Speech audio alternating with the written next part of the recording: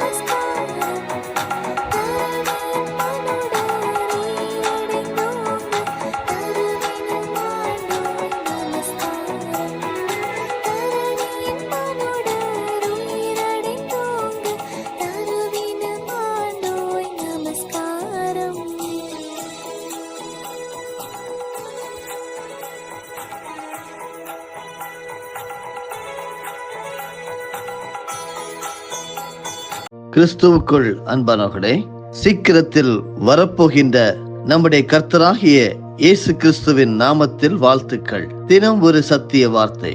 அன்பானவர்களே, இயேசு கிறிஸ்துவின் இரண்டாம் வருகையை குறித்தும் கடைசி காலங்களை குறித்தும் ஒரு எச்சரிப்பின் செய்தியை கொண்டு வருவதற்கு எனக்கு வெளிப்பாடுகளையும் ஆலோசனைகளையும் கொடுத்த என் தேவாதி தேவனுக்கு என் உதடுகளின் பலியாகிய ஸ்தோத்திர பலியை முதலில் ஏறெடுக்கிறேன்.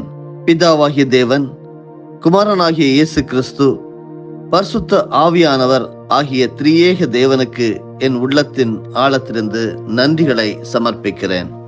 இந்த நாளுக்குரிய சத்திய வார்த்தையின் தலைப்பு, இயேசுவின் இரகசிய வருகை ஏன் இன்னும் நடைபெறவில்லை.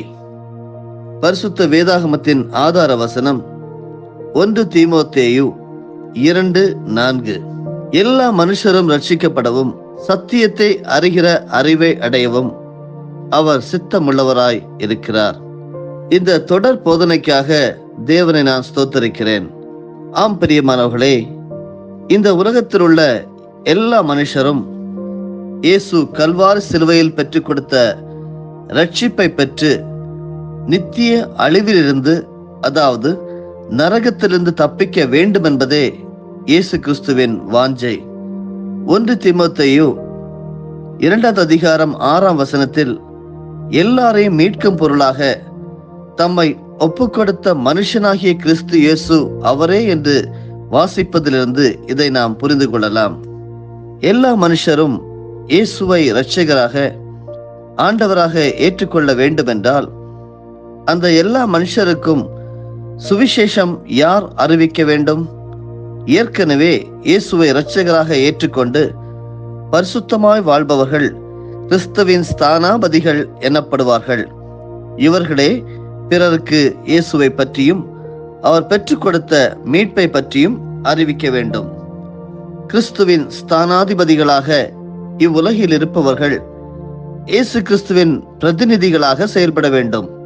இவர்கள் என்ன பணியை செய்ய வேண்டும்? ஒப்புரவாகுதலின் பணியை செய்ய வேண்டும். அந்த பணியை குறித்து 2 கொரிந்தியர் 5:18 பார்க்கலாம். அவர் இயேசு கிறிஸ்துவை கொண்டு நம்மை தம்மோடு ஒப்புரவாக்கி ஒப்புரவாகுதலின் ஊழியத்தை எங்களிடம் ஒப்புவித்தார். 19 இந்த ஒப்புரவாகுதலின் உபதேசத்தை எங்களிடத்தில் ஒப்புவித்தார் என்று அப்போஸ்தலனாகிய பவுல் கூறுகிறார். முதலாவதாக, தேவனுக்கும் மனிதனுக்கும் இடையில் ஏன் ஒப்புரவாகுதல் உண்டாக வேண்டி வந்தது? முதல் மனிதனாகிய ஆதாம் ஏவாளை படைத்த தேவன் அவர்களோடு ஐக்கியம் கொண்டிருந்தார். ஆனால் ஆதாம் பாவம் செய்த போதோ இந்த ஐக்கியம் அறுபட்டது. எனவே ஒரு ஒப்புரவாகுதல் தேவைப்பட்டது. ஒப்புரவாகுதல் உண்டாகும்படி இயேசு கிறிஸ்து மத்தியஸ்தராக இந்த உலகத்திற்கு வந்தார். இரண்டாவதாக, ஒப்புரவாகுதலின் உபதேசம் என்று 2 கொரிந்தியர் 5:19 சொல்லப்பட்டுள்ளதின் அர்த்தம் என்ன? இயேசு கிறிஸ்து மனுக்குலத்தின் பாவத்தை தன் மீது ஏற்றுக்கொண்டு தன் பரிசுத்தமான இரத்தத்தையே ஜீவ பலியாக ஒப்புக் கொடுத்து சிலுவையில் மரித்து மனுக்குலத்திற்கு மீட்பு பெற்றுக் கொடுத்தார். மனுக்குலத்தை நீதிமானாக்கும் பொருட்டு 3ஆம் நாள் மரணத்தை வென்று உயிரோடு எழும்பினார். இயேசுவின் இரத்தத்தினாலே அவர் பெற்றுக் கொடுத்த மீட்பை மனிதன் ஏற்றுக்கொள்ளும் போது அவன் ரட்சிக்கப்படுகிறான். இதுவே ஒப்புரவாகுதலின் உபதேசம். மூன்றாவதாக, ஒப்புரவாகுதலின் ஊழியம் என்று 2 கொரிந்தியர் 5:18 சொல்வது என்ன? ஒப்புரவாகுதலின் உபதேசத்தை பிறருக்கு எடுத்து சொல்வதே ஒப்புரவாகுதலின் ஊழியம். நான்காவது, ஒப்புரவாகுதலின் ஊழியத்தை யார் யார் செய்ய முடியும்? இயேசுவை இரட்சகராக ஆண்டவராக ஏற்றுக்கொண்ட ஒவ்வொருவரும் இந்த ஊழியத்தை செய்ய வேண்டும். 2 பேதுரு 3:9 படி, தாமதிக்கிறார் என்று சிலர் எண்ணுகிறபடி கர்த்தர் தமது வாக்குத்தத்தத்தை குறித்து தாமதியாயிராமல் ஒருவரும் கெட்டு போகாமல் எல்லாரும் மனம் திரும்ப வேண்டும் என்று விரும்பி நம்மேல் நீடிய பொறுமை உள்ளவராய் இருக்கிறார். ரகசிய வருகையில் நடப்பது என்ன? 1. கர்த்தர் ஆரவாரத்தோடு பரலோகத்திலிருந்து இறங்கி வருவார். 2. பிரதான தூதனுடைய சத்தம் கேட்கும். 3. தேவ எக்காலம் தொனிக்கும். வேத வசன ஆதாரம் 1 தெசலோனிக்கேயர் 4:16. 4. கிறிஸ்துவுக்குள் மரித்தவர்கள் முதலாவது எழுந்திருப்பார்கள். 5. அடுத்து உயிரோடு இருக்கும் ரட்சிக்கப்பட்ட பரிசுத்தவான்கள் மறுரூபம் ஆக்கப்பட்டு கர்த்தருக்கு எதிர்கொண்டு போவார்கள். வேத வசன ஆதாரம் 1 தெசலோனிக்கேயர் 4:17 மற்றும் 1 கொரிந்தியர் 15:52. 6.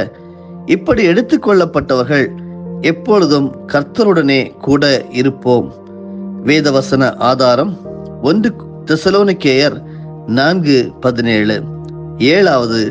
மறுரூபம் ஆகும்போது நாம் சரீரம் அடையும் மாற்றங்கள். என்னென்ன மாற்றங்கள்? 1. அழிவுள்ள சரீரம் அழிவில்லாததாக மாறும். 2. சாவுக்கேதுவான சரீரம் சாவாமையை தரித்து கொள்ளும். வேதவசன ஆதாரம் 1 கொரிந்தியர் 15:54. என்னை கேட்டுக்கொண்டிருக்கின்ற அருமையானவர்களே, ரகசிய வருகை குறித்து இயேசு கிறிஸ்து சொன்ன சில காரியங்களை கற்றுக்கொள்வோம். இந்த ரகசிய வருகை குறித்து இயேசு தன் சீஷர்களுக்கு சொன்னதை லூக்கா 17ஆம் அதிகாரத்தில் பார்க்கலாம். 26, 28 ஆகிய வசனங்களில், நோவாவின் நாட்களிலும் லோத்தின் நாட்களிலும் நடந்தது போலவும் மனுஷகுமாரன் வரும் நாட்களில் நடக்கும் என்று சொல்லிவிட்டு தொடர்ந்து 34 முதல் 36 வரையிலான வசனங்களை சொல்லுகிறார். அந்த ராத்திரியில் ஒரே படுக்கையில் படுத்திருக்கிற 2 பேரில் ஒருவன் ஏற்றுக்கொள்ளப்படுவான், மற்றவன் கைவிடப்படுவான். திரிகை திரிக்கிற 2 ஸ்திரீகளில் ஒருத்தி ஏற்றுக்கொள்ளப்படுவாள், மற்றவள் கைவிடப்படுவாள். வயலில் இருக்கிற 2 பேரில் ஒருவன் ஏற்றுக்கொள்ளப்படுவான், மற்றவன் கைவிடப்படுவான் என்று உங்களுக்கு சொல்லுகிறேன் என்றார். இந்த 3 காரியங்களும் உலகெங்கும் ஒரே நேரத்தில் நடக்கும். வயலில் வேலை செய்வது என்பது பகல் நேரத்தில், ஸ்திரீகள் திரிகை திரிப்பது என்பது சாயங்கால காலத்தில், உறங்குவது சாதாரணமாக இரவு நேரத்தில். இது எதை குறிக்கிறது என்றால், உலகின் எல்லா பகுதிகளிலும் சபை எடுத்துக்கொள்ளப்படுதல் என்பது ஒரே நேரத்தில் நடக்கும். ஏனென்றால் உலகின் ஒரு இடத்தில் பகல் நேரமாக இருக்கும்போது இன்னொரு இடத்தில் இரவு நேரமாக இருக்கும். பூமி சூரியனை சுற்றி வருகிறது. இப்படியாக ஒருமுறை சுற்றி வருவதற்கு 365.25 நாட்கள் ஆகிறது. பூமி அப்படி சூரியனை சுற்றும் பொழுது தன்னை தானேயும் சுற்றுகிறது. பூமியின் ஒரு பகுதி சூரியனை பார்த்து இருக்கும் போது அப்பகுதிக்கு பகல் நேரமாகவும் வெளிச்சமாகவும் இருக்கும். பூமியின் மறுபகுதிக்கோ இரவு நேரமாகவும் இருளாகவும் இருக்கும். எனவே லூக்கா 17ஆம் அதிகாரத்தில் சொல்லப்பட்டுள்ளது, உலகின் எல்லா பகுதிகளிலும் ஒரே நேரத்தில் நடக்கவிருக்கும் இயேசு கிறிஸ்துவின் ரகசிய வருகையும் சபை எடுத்துக் கொள்ளப்படுவதும் ஆகும். ரகசிய வருகை இரவிலே திருடன் வருகிற விதமாக நடக்கும் என்று பவுல் 1 தெசலோனிக்கேயர் 5:2 கூறுகிறார். எந்த திருடனும் தன் வருகையை குறித்து, அதாவது நான் இந்த குறிப்பிட்ட நாளில் இந்த நேரத்தில் உங்கள் வீட்டை கொள்ளையிட வரப்போகிறேன் என்று சொல்லிக்கொண்டு வரமாட்டான். இயேசு கிறிஸ்துவும் இந்த உதாரணத்தை மத்தேயு 24:43 சொல்லிவிட்டு 44ஆம் வசனத்தில், நீங்கள் நினையாத நாளிகையிலே மனுஷகுமாரன் வருவார், ஆதலால் நீங்களும் ஆயத்தமாய் இருங்கள் என்று தன் சீஷர்களுக்கு ஒரு எச்சரிப்பின் ஆலோசனை கொடுத்தார். அருமையானவர்களே, உபத்திரவ காலத்திற்கு சபையை தப்புவிக்கும்படியாக, சபையை எடுத்துக்கொண்டு போகும்படியாக இயேசு கிறிஸ்து சீக்கிரத்தில் வருவார். தற்பொழுது இந்த உலகத்தில் வாழ்ந்து கொண்டிருக்கும் நண்பர்களே, இயேசுவின் ரகசிய வருகை எந்நேரமும் சம்பவிக்கலாம். அவரோடு செல்ல நாம் ஆயத்தமாக வேண்டும். இந்த ரகசிய வருகையில் இயேசு கிறிஸ்து பூமியில் வந்து இறங்க மாட்டார். மத்திய ஆகாயத்திற்கு வருவார். சபை மத்திய ஆகாயம் சென்று அவரோடு கூட சேர்ந்து அதன் பின் அவர் சபையை பரலோகம் கூட்டி செல்வார். வெளிப்படுத்தல் 4:2 முதல் வெளிப்படுத்தல் 19:10 வரையிலான வசனங்கள் இந்த பூமியில் நடைபெறும் அந்தி கிறிஸ்துவின் 7 வருட அரசாட்சியையும் உபத்திரவ காலத்தையும் குறிக்கிறது. தொடர்ந்து இயேசு கிறிஸ்துவின் 2ஆம் வருகையும் உலகத்தின் முடிவும் பற்றி இந்த தொடர் போதனையை நாம் தொடர்ந்து தினம் ஒரு சத்திய வார்த்தை நிகழ்ச்சிகளிலே கேட்கலாம். ஆண்டவர் கேட்ட உங்கள் ஒவ்வொருவரையும் அவருடைய வருகைக்காக தயார்படுத்துவாராக. ஆமென். ஜெபிப்போமா. நல்ல தகப்பனே, உம்முடைய வருகையை குறித்து நாங்கள் கற்றுக்கொண்டிருக்கிறோம். கற்றுத்தந்து கொண்டிருக்கிற பரிசுத்த ஆவியானவருக்கு நன்றி செலுத்துகிறோம். கேட்கிற ஒவ்வொருவரும் ஒப்புரவாகுதலின் ஊழியத்தை செய்யும்படியாக அவர்களை ஆசீர்வதித்து ஜெபிக்கிறேன். மன மகிழ்ச்சியான ஒரு நாளை நாங்கள் கட்டளை கொடுக்கிறோம். ஆசீர்வாதத்தை கட்டளை கொடுக்கிறோம். இயேசுவின் மூலமே பிதாவே, ஆமேன். என் ஆத்துமாவே கர்த்தரை ஸ்தோத்திரி, என் முழு உள்ளமே அவருடைய பரிசுத்த நாமத்தை ஸ்தோத்திரி. என் ஆத்துமாவே கர்த்தரை ஸ்தோத்திரி, கர்த்தர் செய்த சகல உபகாரங்களையும் மறவாதே. ஆமேன்.